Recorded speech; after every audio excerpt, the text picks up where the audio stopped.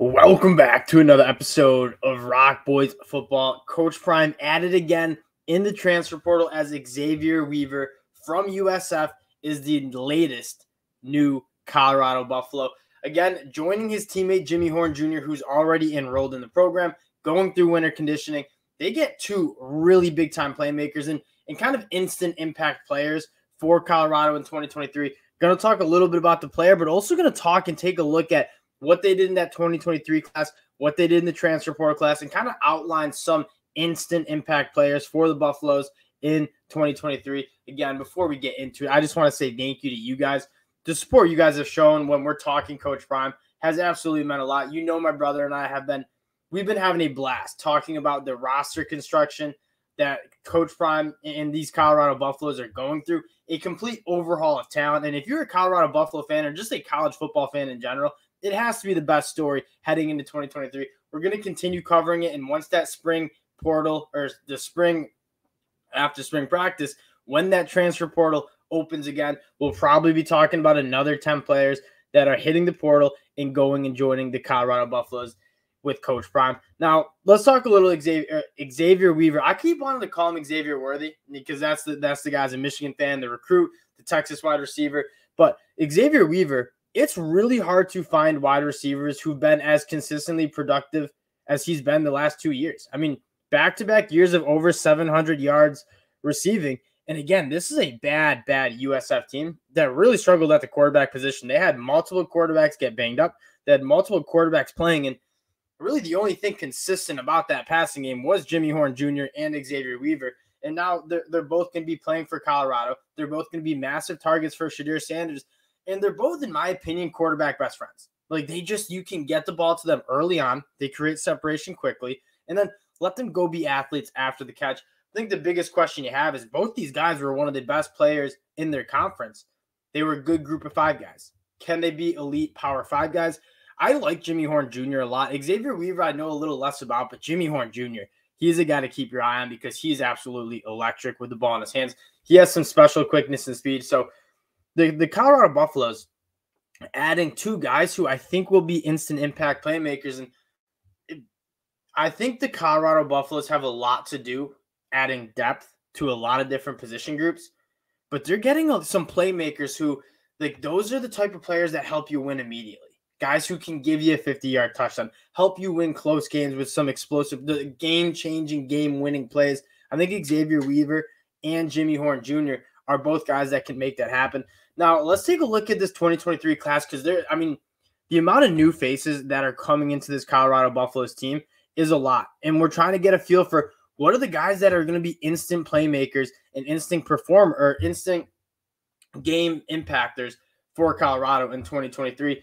Now, looking through this group, I think the obvious guys from the high school class that jump out of here, Kamani McLean, it's hard to see him not starting opposite Travis Hunter at that cornerback position. One of the highest cornerback recruits we've seen in the last decade coming from Lakeland, Florida. I would expect him to be a starter right away. Dylan Edwards is another guy that I think he needs a little work with his body, but he's an early enrollee. I expect him to put on some weight during winter workouts and probably summer workouts as well. He's a guy with elite speed, like verified sub 4.4 speed, and that'll get you on the field. And do I see him getting 15 to 20 carries a game as a true freshman?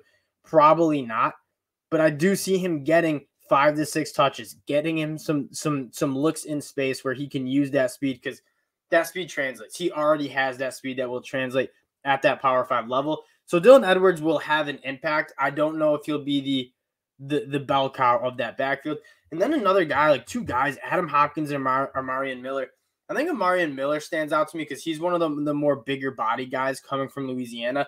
A little bit more of a physical wide receiver who can go up and make some plays. So I think both those guys will find the field, but Amarian Miller is a guy to keep your eye out on. And then the next couple of crop of guys, probably some redshirt freshmen, guys who will get in that red shirt, probably not play too much, but will be ready to rock and roll as you come out and are sophomores and juniors.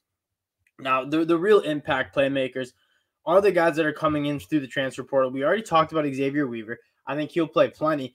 But some other guys that are going to be immediate impact guys, Moines Kennedy, he's a really interesting guy, a former top 50 national player from Alabama. Hasn't really played much college football, But you see, I mean, 6'3", 220, 225 pounds. He has all the traits to be an elite linebacker. I think it has a lot less to do with his ability, and it has a lot more to do with, can Coach Prime and that defensive staff put him in a position where he can use those traits and be successful on the field? Because quite frankly, at Alabama, he just didn't really get a chance. And that's not saying he's a bad player. And they're putting out 2 linebackers to the NFL draft this year. He might have just not really had a chance. Another guy that you got to keep your eye out for is both Jordan Dominick and Taylor Upshaw, 2 graduate seniors who are both, I believe, going into their 6th year of college football. Coach Prime brought those guys in. They only got 1 year of eligibility. They will be playing immediately. He wouldn't have brought them in if he doesn't think that they're adding immediate impact, because he only got them for 1 year. Taylor Upshaw, I'm very familiar with, obviously coming from Michigan. Very solid player. And I don't know if he'll start for Colorado, but he will definitely be a cycled in guy. Yeah, that's what he was at Michigan, and Michigan had a very deep defensive line. Taylor Upshaw was cycled in pretty consistently, and he's a good pass rusher, but I also think he's a hammer in the run game. A really, really solid guy in terms of stopping the run. And then Jordan Dominick, he's probably a little bit more of a pass rush specialist. I believe 9.5 sacks for Arkansas in the SEC. So he's a bona fide producer at the SEC level. Comes over to the Pac-12, which is a very good conference this year. I expect Jordan Dominick to be a starter and make an impact. Now, talking about the bell cow, I think Kavosiey Smoke can be that guy. He was that guy for Kentucky until Chris Rodriguez came in and kind of took a lot of those reps away. But Kavosiey Smoke has gotten it done at the SEC level as a running back.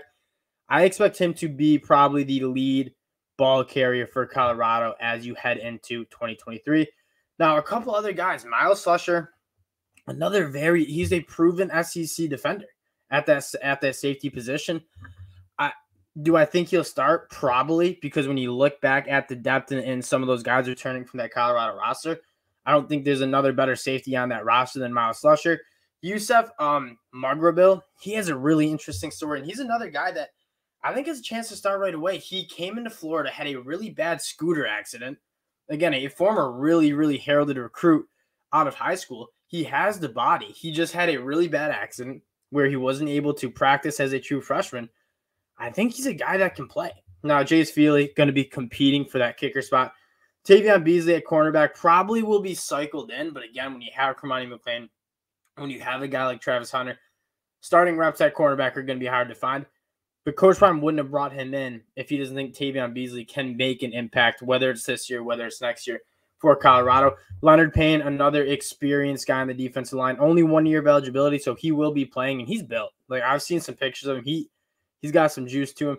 Jeremiah Brown, I would guess, is going to have a crack at starting at that linebacker position because, again, one, I don't think Coach Prime is taking Jackson State players that he doesn't think can play at the Power 5 level, and two, this Colorado team really did not have much talent anywhere on the field. So if you're coming in and you're a proven producer at the college football level, you probably have a good shot at starting.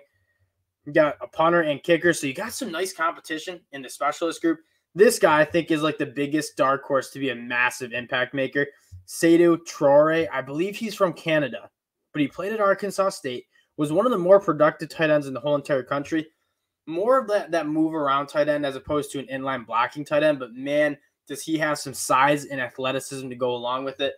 I think he'll be one of the more productive pass catchers in this Colorado Buffalo offense. Extremely excited to see what he can bring to the table. Jimmy Horn Jr. already talked about what I think about him. He's a stud. I can't wait to see him.